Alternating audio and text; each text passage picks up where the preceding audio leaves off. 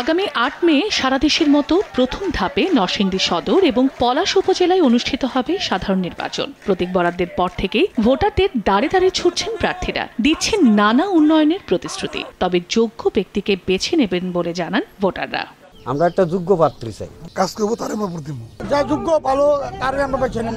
সদর উপজেলায় প্রার্থী হয়েছেন জেলা আওয়ামী লীগের কার্যনির্বাহী কমিটির সদস্য আনোয়ার হোসেন, সদর থানা আওয়ামী লীগের সাবেক সাংগঠনিক সম্পাদক আব্দুল বাকির সহ 3 জন। আর নিজে ভোট নিজে দেবে, আমি ইনশাআল্লাহ 100% ভোট পেয়ে আমি পাশ করব। মানুষ মার্কাপতি আমার নীতি নৈতিকতা, শিক্ষা সবকিছু বিবেচনা করে ইনশাআল্লাহ জনগণ আমাকে কাপ্পিরিস মার্কায় ভোট দিবে।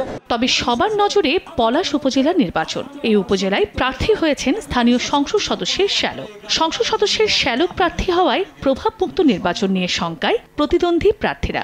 পলাশের জনগণে বিভ্রান্তের মধ্যে আছে যে কিভাবে এই পলাশের নির্বাচন সুষ্ঠু হবে।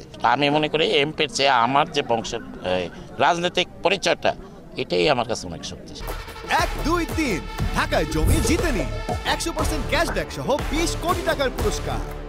সুষ্ঠু ভোট আয়োজনে সব পদক্ষেপ নেওয়া হয়েছে বলে জানিয়েছেন রিটার্নিং কর্মকর্তা।